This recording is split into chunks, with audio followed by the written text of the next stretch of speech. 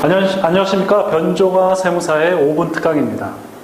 이번 시간에는 장애인 종합 관련해서 연마정산에서 어떠한 특례가 있는지 종합적으로 보도록 하겠습니다. 이번 시간의 의미는 장애인에 관련된 처음부터 끝까지 전부 다 본다는 데 의미가 있습니다. 총정리를 해보도록 하겠습니다. 자, 먼저 본인 또는 배우자, 부양가족이 장애인인 경우 어떠한 그 세법상의 연마정산에서 특례가 있는지 보도록 하겠습니다. 먼저 기본공제에서 연령 요건이 없고 소득 요건이 있습니다. 여기서 특례가 연령 요건이 없는 거죠. 우리 직계 존속인 경우 60세 이상 연령 요건, 그리고 직계 비속인 경우 20세 이하, 형제 자매인 경우 20세 이하 또는 60세 이상, 이 연령 요건이 없습니다. 그러니까 25살 된 우리 대학생 자녀가 장애인이라면 기본 공제가 가능합니다. 대신에 소득 요건 100만 원 이하는 여전히 있습니다. 그래서 우리 25살 된 대학생 자녀가 장애인이라고 할지라도 소득이 100만 원을 초과하면 공제가 안 됩니다. 자, 특례, 연령 요건이 없다는 거. 두 번째로 기본 공제에서 우리 직계 비속, 그러니까 본인 입장에서 우리 자녀죠. 자녀의 배우자, 그러니까 며느리 사위. 며느리 사위는 기본공제 대상자에 해당이 되지 않습니다.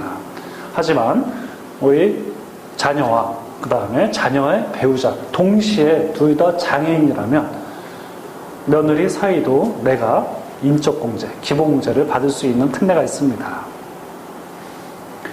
두 번째, 장애인 추가공제죠. 1인당 200만 원씩 공제를 받을 수 있습니다. 세 번째, 보험료 세액공제입니다. 보험료 세액공제는 일반 보장성 보험료는 100만 원 대상금액 한도로 하고요. 거기에 세액공제율은 12%입니다. 여기에 추가로 장애인이 장애인 전용 보장성 보험에 가입한 경우 추가로 100만 원의 또 공제를 받을 수 있고요. 세액공제율은 15%입니다. 장애인이 가입했다고 해서 무조건 이 장애인 전용 보장성 보험으로 공제를 받을 수 있는 게 아니고요. 장애인 전용 보장성 보험이라는 상품을 가입을 해야 됩니다. 그 상품은 보험회사에서 나오는 그 상품에 나와 있죠. 그리고 또 연마정산 간소화 서비스에 있는 그대로 해주시면 되겠습니다. 네 번째로 교육비 공제에서요. 장애인 재활 특수교육비인 경우 연령 요건이 없습니다. 소득 요건 없습니다.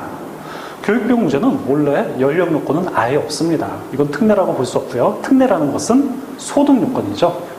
장애인, 비장애인에 대한 교육비는 소득 요건 100만 원 이하에 되지만 장애인 재활 교육비는 100만 원이 초과돼도 공제받을 수 있는 특례가 있습니다. 그리고 교육비 공제는 300만 원, 900만 원 한도가 있죠. 장애인 재활 교육비 공제는 한도 없이 전액 공제가 됩니다.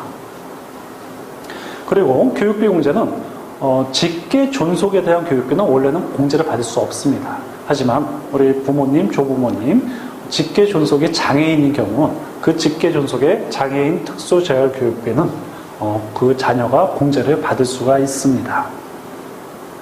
마지막으로요. 의료비 세액 공제인데요. 장애인을 위해 지출한 의료비의 15%를 공제를 받는데요. 특례는 한도 제한을 받지 않는다는 거.